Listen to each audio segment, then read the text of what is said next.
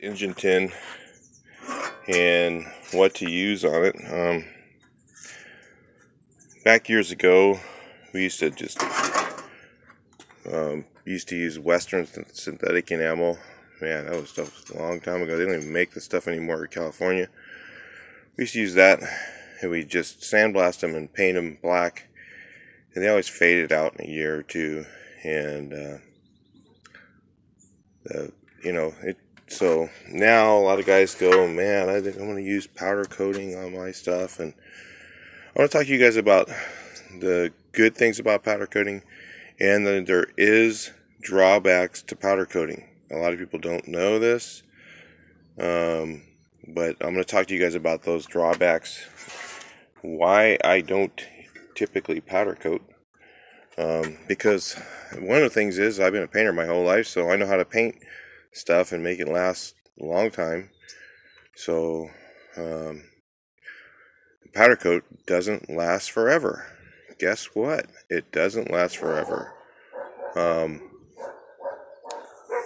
You know what I found out is, I'm going to tell you that my first experience with powder coating failing was when a friend of mine moved back to Las Vegas, and he powder coated his bumpers on his thing, and his thing had blue bumpers. Within a year, the blue bumpers had turned powder white, powder coat white blue color. They had faded out completely.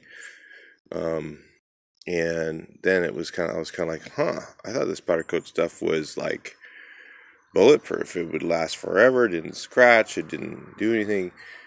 And then a lot of people now are powder coating their wrought iron fences, and they go, it lasts forever. It's in the sun all day. I need it to last.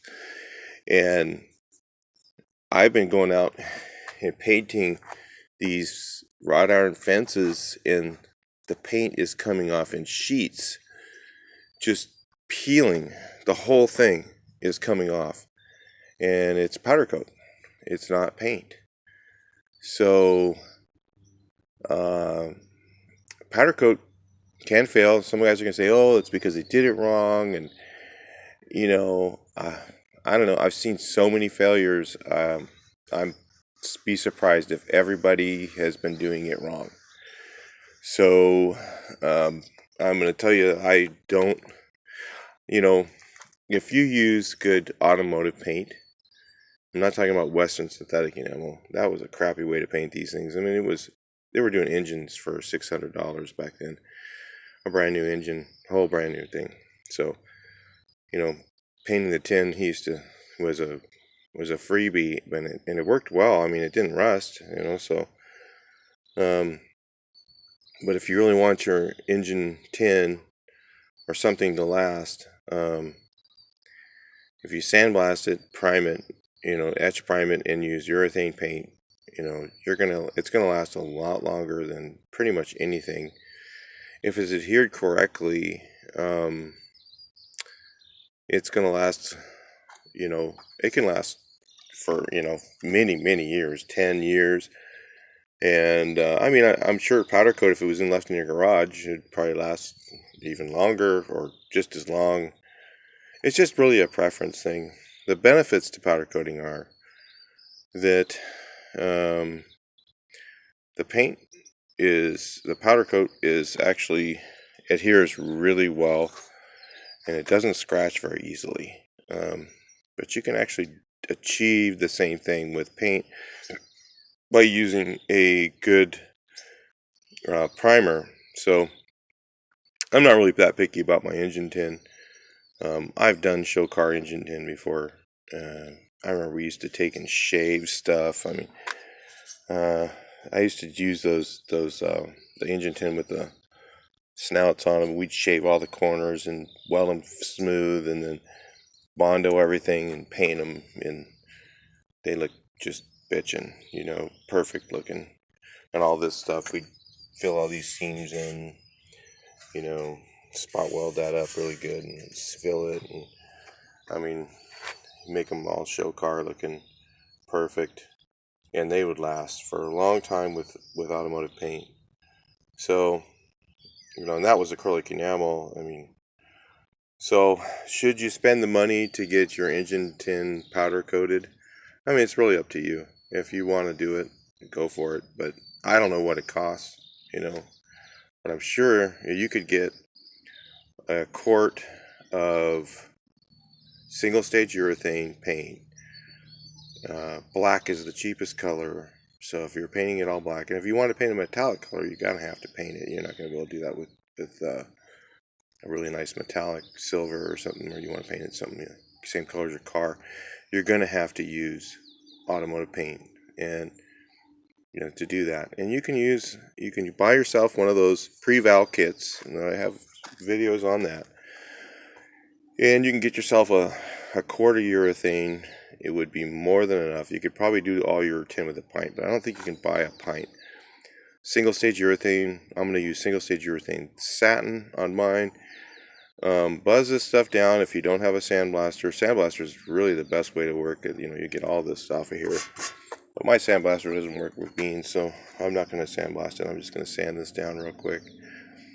And then I'm going to prime it. I'll show you with what I'm going to use on mine, and then you can make up your mind on yours.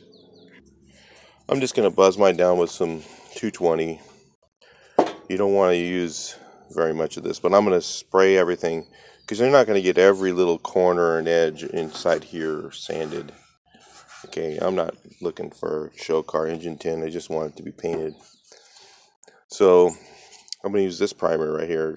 All you do is you put a real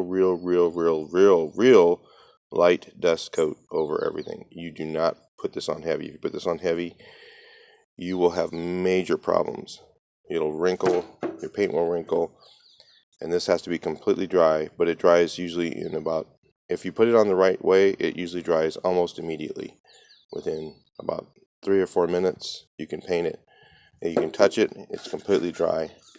Then you know that you put it on the right way. If you put it on and it's still sticky after 2 or 3 minutes, you put on way too much, you're going to let it dry overnight, probably, and you've defeated the purpose of using this primer. All it is just a dust coat you put on. It makes everything stick. So I'm going to use this. Then myself, I'm going to use this Akzo Nobel. Just so you know who they are, they make a automotive paint called Sikkens, and this is their sign finishes division called Grip Guard. And of course I have a lot of this stuff left over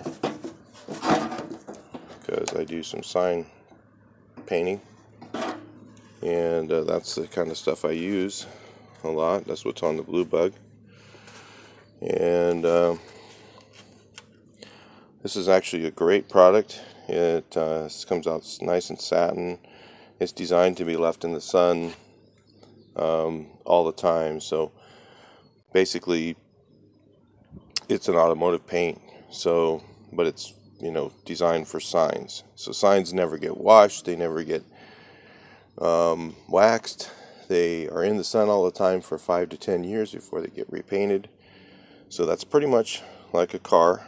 But it's not quite exactly the same. It's almost exactly the same, but not quite. It's a little bit different. I can't really explain what it is, but it's very, very similar to automotive paint. So that's what I'm going to use on my engine tin. If you wanted yours to come out glossy or satin, you can buy the automotive satin. They have those hot rod flats or something like that if you want to paint yours. If you guys know how much it costs to get them powder coated, post it on here. I'm sure other guys that are looking to get it done would like to know how much it costs to get them powder coated. It would be sandblasting and powder coating. It would sure take a lot of the labor out of it, but it's not going to take me very long to paint these. I'll have these done, I'm not going to go through and remove all this rust and everything. I'm going to sand them down and paint them. It'll be fine for years and years and years for me. And like I said, I'm not building show cars right now. I'm just building stuff that is old that looks cool, and get this 40 horse back in there. Not really a big fan of 40 horses, but for this car, it just seems appropriate with the gearing and everything that it has in it without having to change everything, I think I'd rather just put the original motor back in, because it's I got a good clutch, I have everything else, so anyway, another real quick note on engine tin is, before you go out and buy brand new engine tin, honestly, the stuff doesn't fit for crap. So this is, I think this one's original too. Yeah, because this one had a no hole. Well, actually, no, I don't think so, because it wouldn't have been cut like this. It would have had that little piece that goes on here with the screw holes in it. But most of the tin is original. The reason you can tell, well, the one way you can tell is you can find the VW stamp on it somewhere.